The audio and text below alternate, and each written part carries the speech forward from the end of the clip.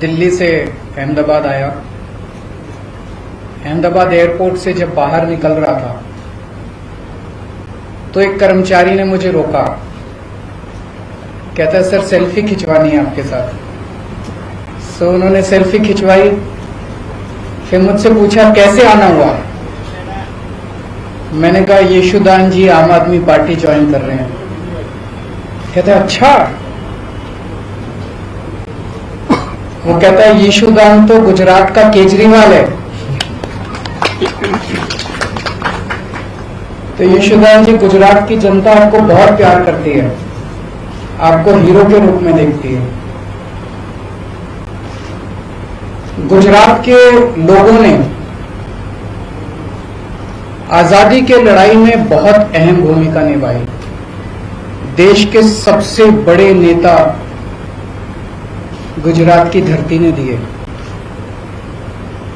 और केवल नेता नहीं दिए, आम लोगों ने भी आजादी की लड़ाई में बड़ी बड़ी शहादतें और कुर्बानियां दी। देश आजाद हुआ, पूरा देश रियासतों में बटा हुआ था।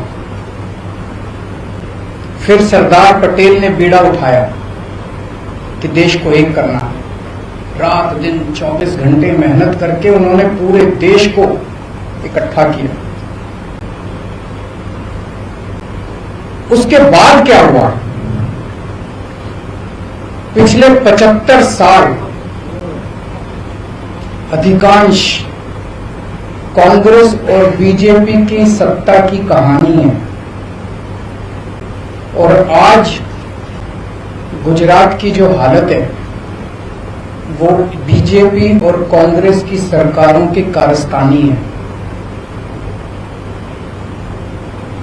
पिछले 27 साल से गुजरात में एक ही पार्टी की सरकार है, लेकिन पिछले 27 साल इन दोनों पार्टियों के गठजोड़ की कहानी है, दोनों पार्टियों की दोस्ती की कहानी है। कहते हैं, मुझे नहीं पता, आपको तो ज्यादा पता होगा, कि कांग्रेस बीजेपी की जेब में है। जब जब बीजेपी को जरूरत होती है तो माल कांग्रेस सप्लाई करती है। ऐसे कैसे चलेगा? गुजरात की कौन सुध लेगा? आज गुजरात के किसान आत्महत्या कर रहे हैं 75 साल के बाद। गुजरात के सरकारी स्कूलों की बुरी हालत है, गुजरात के सरकारी अस्पतालों की बुरी हालत है। गुजरात के व्यापारी डरे हुए हैं। डरने की क्या जरूरत है? अब तो देश आजाद हो गया, किसी की हिम्मत नहीं है। अभी कुछ साल पहले मेरा एक दौरा लगने वाला था। गुजरात का एक बहुत बड़ा चेंबर ऑफ कॉमर्स है, उन्होंने मुझे इनवाइट किया। ऐन वक्त पे गुजरात के अथॉरिटीज ने उन पे प्रेशर डाल के मेरा दौरा कैंसिल करा दिया। ये क्या बात हुई? गुजरात के व्यापारी डरे हुए, और पिछले 1 साल के अंदर कोरोना काल के दौरान जिस तरह से गुजरात को अनाथ छोड़ दिया गया, ऐसे लगा जैसे गुजरात के लोगों की सुध लेने वाला कोई नहीं है, गुजरात के लोगों का ख्याल रखने वाला कोई नहीं है। ऐसे हालात के अंदर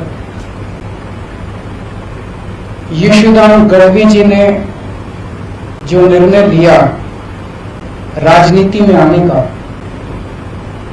मैं यशुदान जी को तहे दिल से बहुत बहुत बधाई देता हूं। उनको क्या जरूरत पड़ी थी? जब किसी का करियर खत्म हो जाता है,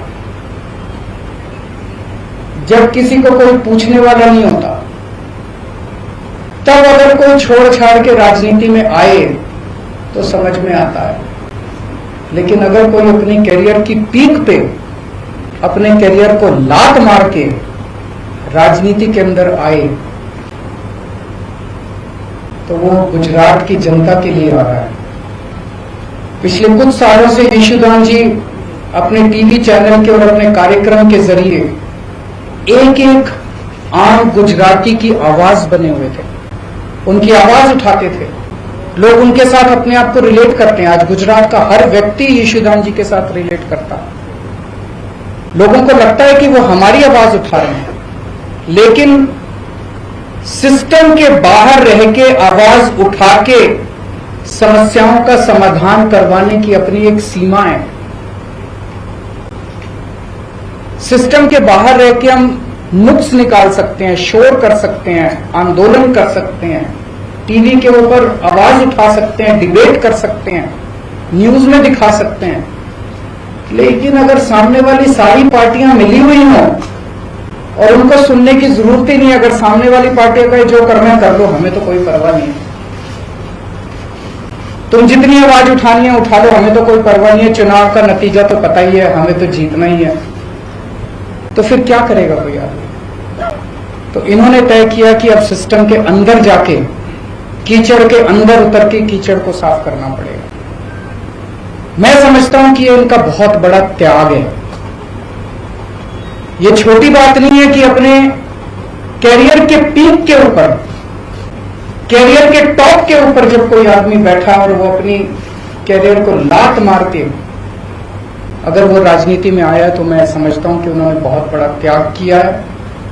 मैं इनको बहुत बहुत बधाई देना चाहता हूं, इनके त्याग को सलाम करता हूं।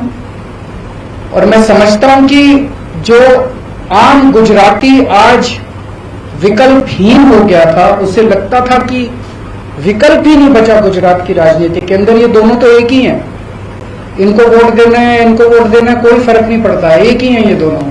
आज उनको एक सार्थक विकल्प मिला है। गुजरात के अंदर बैठा हुआ भी हर आदमी देख रहा है कि अगर दिल्ली के अंदर बिजली मुफ्त हो सकती है, 24 घंटे बिजली हो सकती है, तो गुजरात के अंदर बिजली इतनी महंगी क्यों है? गुजरात के अंदर बैठा हुआ आदमी देख रहा है कि अगर दिल्ली के अस्पताल 5 साल के अंदर इतने अच्छे हो सकते हैं, दिल्ली के स्कूल 5 साल के अंदर इतने अच्छे हो सकते हैं, तो 70 साल के अंदर गुजरात के स्कूल और अस्पताल अच्छे क्यों नहीं हुए? अब होंगे, अब बदलेगा गुजरात।